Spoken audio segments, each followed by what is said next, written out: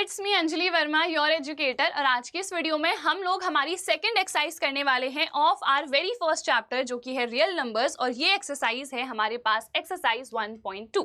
तो यहाँ पर बहुत ही सिंपल से क्वेश्चंस हैं, बस हमें मेथड एक बार आ जानी चाहिए और जितने भी क्वेश्चंस हैं वो उसी मेथड से होते हैं। जैसे यहाँ पर पहला क्वेश्चन क्या है, प्रूव दैट √5 इज इर्रेशनल। इसी से रिलेटेड और भी क्वेश्चंस आते हैं कि प्रूव करो कि √2, ठीक है, या फिर √3 या √7, ये सारे नंबर्स इर्रेशनल हैं। तो एक ही मेथड, एक ही प्रोसीजर हमारा फॉलो होता है। वो क्या है उसको हम देख लेते हैं। तो यहाँ पर ना हम अजम्पशन से स्टार्ट करते हैं। हमें प्रूफ क्या करना है कि जो √5 है वो इर्रेशनल है। तो हम यहाँ पर लेट करते हैं, अज्यूम करते हैं कि ये नंबर ना रैशनल है, ठीक है। फिर हम अपनी ही बात को कॉन्ट्राडिक्ट करके प्रूफ कर देते हैं कि ये रैशनल नहीं है। अगर रैशनल नहीं है तो ऑब्वियसली ये इर्रेशनल होगा, ठीक है। तो देखो यहाँ पर हम लेट करते हैं कि √5 क्या है, रैशनल है। So let √5 be rational. अब ये हमारा अजम्पशन है, we are assuming this thing, ठीक है। अब कोई भी नंबर अगर रैशनल होता है तो हमें एक चीज बहुत अच्छे से पता है कि उसको हम p/q के फॉर्म में रिप्रेजेंट कर सकते हैं, ठीक है। तो √5 को हमने रैशनल माना है तो इस नंबर को भी मैं p/q के फॉर्म में रिप्रेजेंट कर सकती हूँ। यहाँ पर एक चीज नोट करनी बहुत इंपॉर्टेंट है कि ये जो p और q, ये दोनों नंबर है ना, ये को प्राइम्स होंगे। अब को प्राइम क्या होते हैं? प्राइम नंबर सभी लोगों को पता है, जैसे 2, 3 ये प्राइम नंबर्स हैं, यानी इनके जो फैक्टर्स हैं वो एक तो वो नंबर खुद होगा और दूसरा 1 होगा, विच मीन्स इनके दो ही फैक्टर्स हो सकते हैं।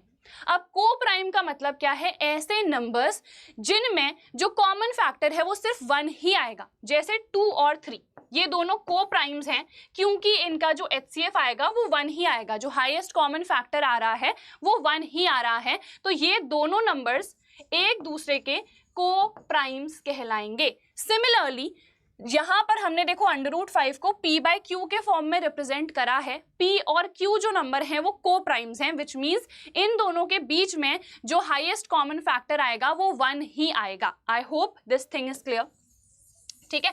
तो यहाँ पर हम लिख लेते हैं ब्रैकेट में, where p and q are coprimes, which means 1 के अलावा इनके बीच में कोई भी कॉमन फैक्टर नहीं हो सकता है।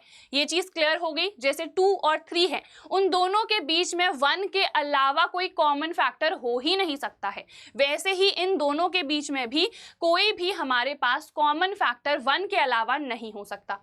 तो ये चीज हमने लिख दी। अब यहाँ पर देखो हम क्या करेंगे ना, we will square both the sides, ठीक है। तो यहाँ पर लिख देते हैं on squaring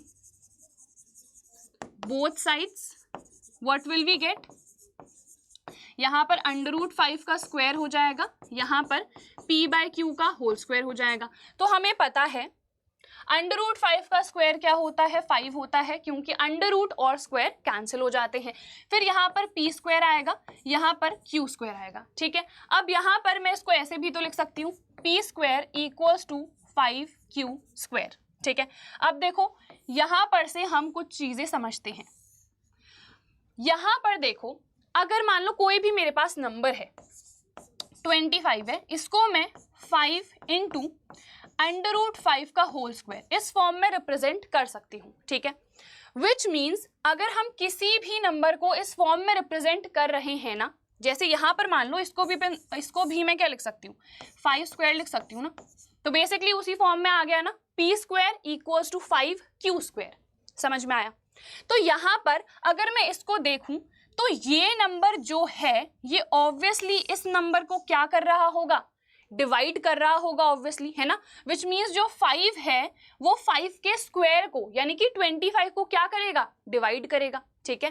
in the same way अगर हम इस फॉर्म में किसी भी चीज को लिख रहे हैं, किसी भी इक्वेशन या नंबर्स को इस तरीके से लिख रहे हैं, तो ये जो नंबर है ना ये इस p² को डिवाइड डेफिनेटली करेगा, क्योंकि आपको पता है यहाँ पर हमने इस फॉर्म में इसको लिख दिया है। एक एग्जाम्पल लेके भी मैंने आपको एक्सप्लेन कर दिया है। यही एग्जाम्पल से आप लोगों को समझना है, रटनी नहीं है कोई भी चीज, ठीक है।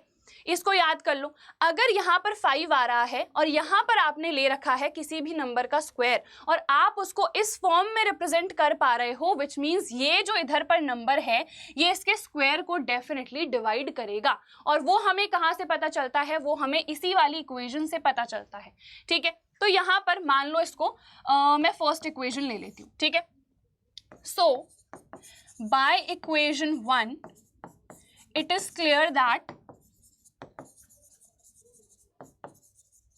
5 divides p स्क्वायर। ठीक है, 5 p स्क्वायर को डिवाइड करेगा। अब हमारे पास एक थ्योरम होती है, वो थ्योरम का प्रूफ आपके सिलेबस में नहीं है, बट थ्योरम क्या कहती है, अगर 5 किसी भी नंबर के स्क्वायर को डिवाइड करेगा तो वो उस नंबर को भी डिवाइड डेफिनेटली करेगा। ठीक है, वैसे भी सिंपल है, देखो अगर 5 जो है वो 25 को डिवाइड कर रहा है, सो 25 का अंडर रूट कितना होता है 5, तो ये इस 5 को भी तो डिवाइड कर रहा है, तो सेम वही चीज है। तो यहाँ पर देखो क्या कंक्लूजन आएगा हमारा, हमने कहा कि 5 p स्क्वायर को डिवाइड कर रहा है, hence 5 divides p as well. तो ये जो हमारे पास 5 है ये p को भी डिवाइड कर रहा होगा। समझ में आ गया? अब देखो 5 p को डिवाइड कर रहा है, लेट्स सपोज 5 जो है 25 को डिवाइड कर रहा है, तो ये जो नंबर है इसको मैं किस फॉर्म में लिख सकती हूँ, इसको मैं 25 इक्वल्स टू 5 इंटू 5 ऐसे लिख सकती हूँ, है ना? क्लियर है?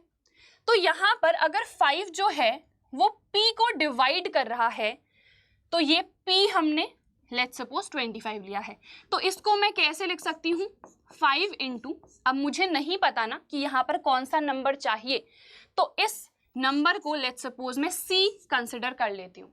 समझ में आ रही हैं चीजें? एक बार वापस आ जाते हैं, कुछ बच्चों को अगर कंफ्यूजन हो रहा है, हमने अंडर रूट 5 को रैशनल नंबर माना, p बाई क्यू के फॉर्म में लिख दिया, ये दोनों नंबर को प्राइम्स हैं, विच मीन्स इन दोनों के बीच में 1 के अलावा कोई और कॉमन फैक्टर नहीं हो सकता।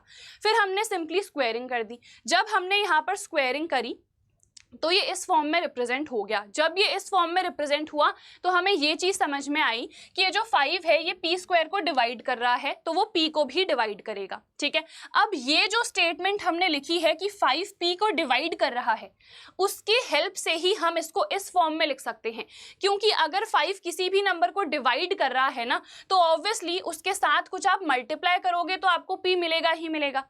तो यहाँ पर p इक्वल्स टू 5c आ गया है। ठीक है, इसको मैं ले लेती हूं हमारी सेकंड इक्वेशन।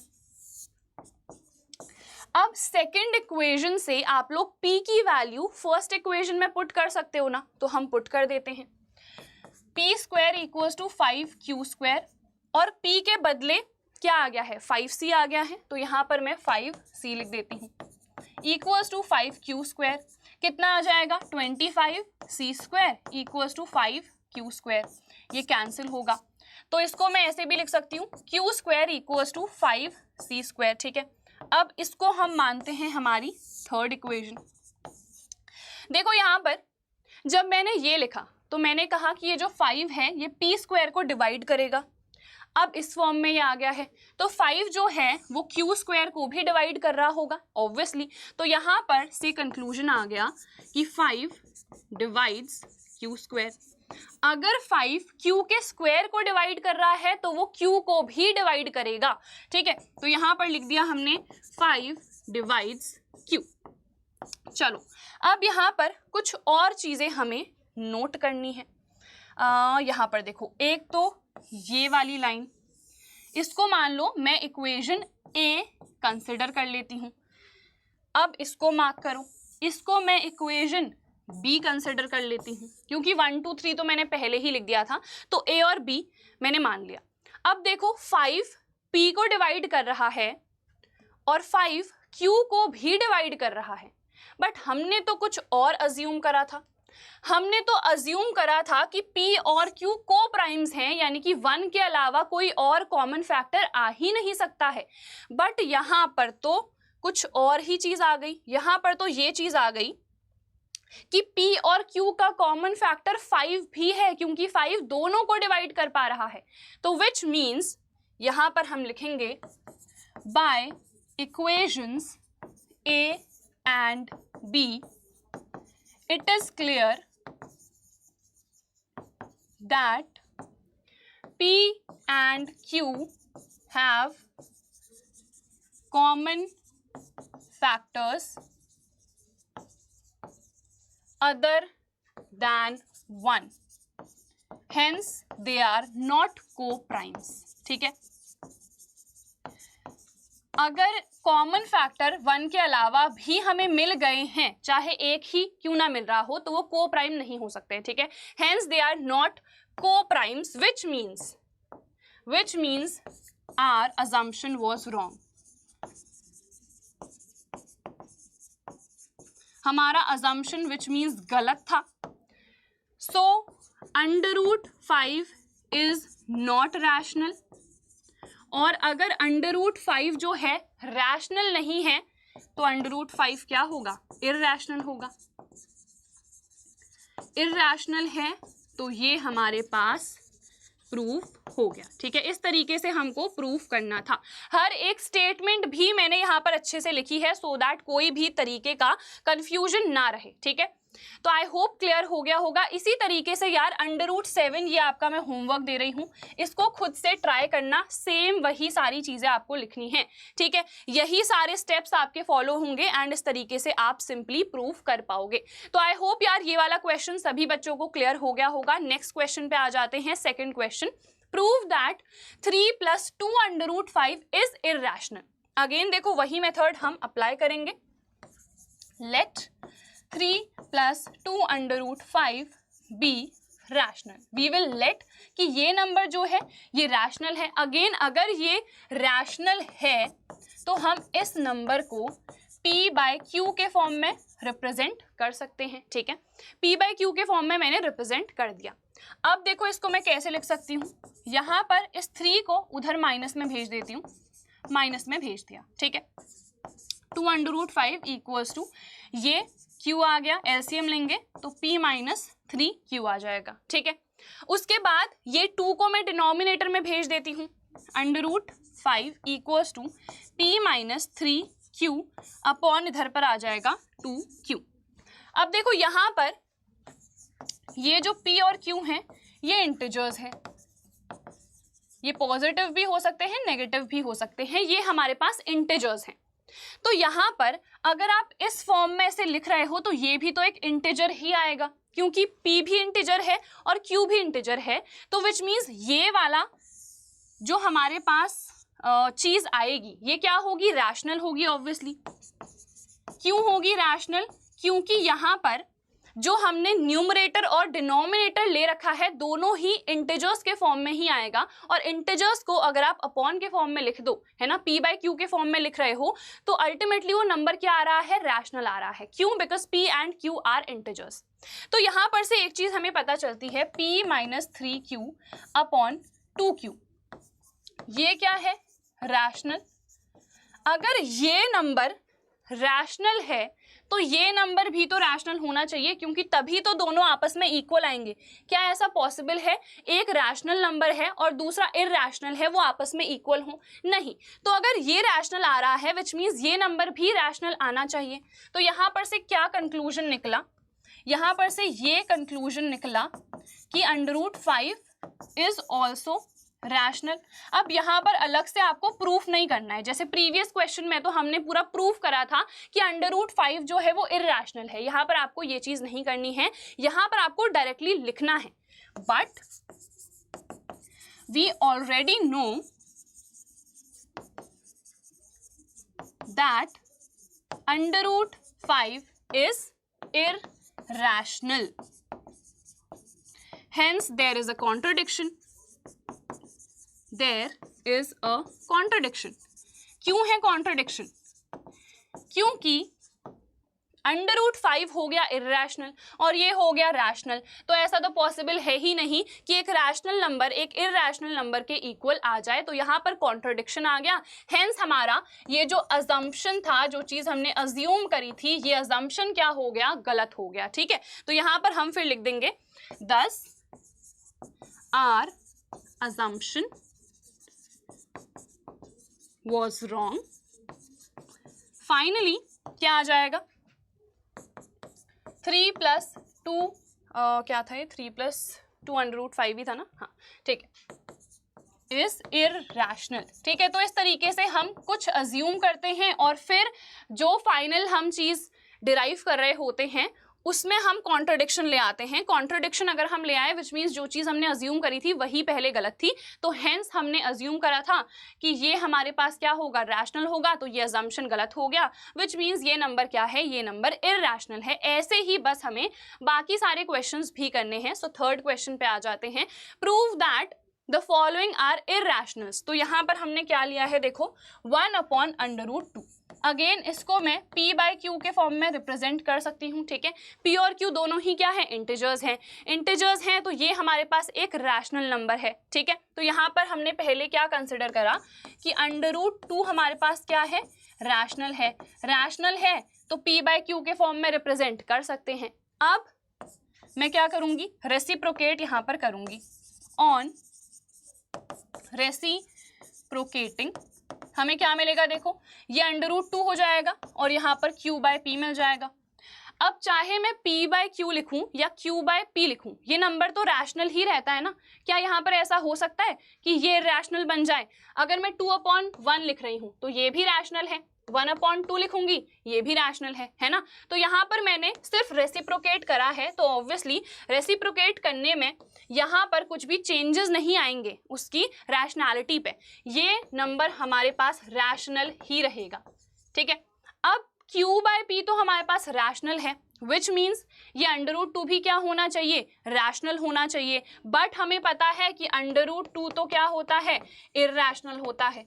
तो यहाँ पर अगेन वही चीज, क्या एक इररैशनल नंबर एक रैशनल नंबर के इक्वल आ सकता है? नहीं, विच मीन्स जो चीज हमने अज्यूम करी थी वो गलत है, क्योंकि यहाँ पर कॉन्ट्राडिक्शन आ गया है। फिर बाकी आपको यही सारी चीजें लिखनी है जो मैंने इधर पर डिटेल में लिखी हैं। ठीक है, तो इसीलिए वापस से मैं नहीं लिख रही हूँ, यहाँ पर आप लोग समझ गए हो। यहाँ पर एक कॉन्ट्रडिक्शन आ गया है क्योंकि इररैशनल नंबर रैशनल नंबर के इक्वल नहीं आ सकता है, hence our assumption was wrong. So 1/√2 ये क्या होगा, ये इररैशनल होगा। ठीक है, अब आपका होमवर्क है कि आप लोग 1/√5 ये इररैशनल है, इसको प्रूफ करो। ठीक है, चलो let's come to next question. 7/5 again we will let कि ये हमारे पास क्या है, रैशनल है, तो ऑब्वियसली इस नंबर को हम p/q के फॉर्म में रिप्रेजेंट कर सकते हैं।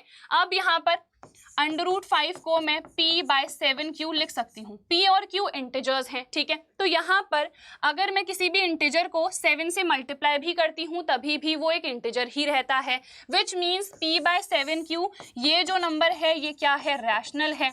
इसके अकॉर्डिंग ये नंबर भी रैशनल होना चाहिए, बट हमें पता है ये रैशनल नहीं है, ये नंबर है इररैशनल। तो विच मीन्स अगेन यहाँ पर एक कॉन्ट्रडिक्शन आ गया, तो हमारा जो अजम्पशन था वो बिल्कुल गलत है, हेंस 7/5 इज इररैशनल। अब तो यार बिल्कुल समझ में आ गया होगा कैसे करनी है सारी चीजें। नेक्स्ट पे आ जाओ, 6 + √2। अगेन हम इसको क्या कंसिडर करेंगे, रैशनल नंबर है, तो विच मीन्स इसको मैं लिख सकती हूँ p/q के फॉर्म में। इस तरीके से मैंने लिख दिया। अगेन देखो √2 = p/q -6, √2 = q एलसीएम ले लिया, p - 6q आ गया। ठीक है, अब देखो यहाँ पर ये जो नंबर आएगा ये क्या होगा, रैशनल ही होगा। क्यों होगा, क्योंकि हमारे पास p और q क्या है, इंटीजर्स हैं। इंटीजर्स में आप माइनस कर दो, कुछ कर दो, ऐड कर दो, ठीक है, तो आपके पास एक इंटीजर ही आएगा। Integer upon integer rational number ही होता है, तो ये नंबर अल्टीमेटली हमें रैशनल ही मिलेगा। तो ये नंबर रैशनल है, विच मीन्स √2 भी रैशनल होना चाहिए, बट वी ऑलरेडी नो ये नंबर रैशनल नहीं है, ये नंबर है इररैशनल। तो अगेन कॉन्ट्रडिक्शन आ गया, क्योंकि यहाँ पर इररैशनल नंबर रैशनल नंबर के इक्वल नहीं हो सकता है।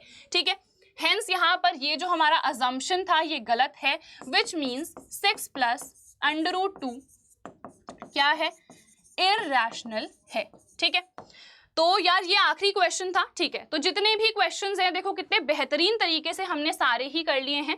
इतने लिमिटेड क्वेश्चंस हैं, बट इसी टाइप के क्वेश्चंस रिपीटेड पूछे जाते हैं। ये प्रूफ करना तो सबसे ज़्यादा इंपॉर्टेंट है, क्योंकि यहाँ पर थोड़ी सी यार थ्योरी भी है जिसको आपको अच्छे से समझना है, एंड अकॉर्डिंगली देन सारी चीज़ें प्रूफ करनी है। तो अच्छे से यार इस क्वेश्चन को देख लेना। So that is it for this video.